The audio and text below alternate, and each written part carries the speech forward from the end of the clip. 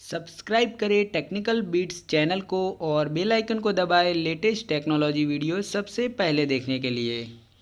Hello welcome guys, मेरा नाम है अक्षय। आप देख रहे हैं हमारे टेक्निकल बीट्स यूट्यूब चैनल को। और गाइस आज हम बात करने वाले सैमसंग गैलेक्सी A51 के एंड्रॉइड 11 अपडेट के बारे में। जी हां गाइस, मैं आज आपको पूरा डिटेल में बताऊंगा कि आप सैमसंग गैलेक्सी A51 के अंदर एंड्रॉइड 11 किस तरह से डाउनलोड कर सकते हो, किस तरह से इंस्टॉल कर सकते हो।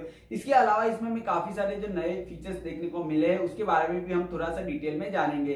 तो प्लीज वीडियो को शुरू से लेकर एंड तक जरूर देखना, कहीं पर स्किप मत करना। और अगर चैनल पर नए हो तो चैनल को सब्सक्राइब कर दीजिएगा ताकि हम ऐसे वीडियो आपके लिए लेकर आते रहते हैं। चलिए गाइस वीडियो स्टार्ट कर लेते हैं आपका और हमारा टाइम न गवाते हुए।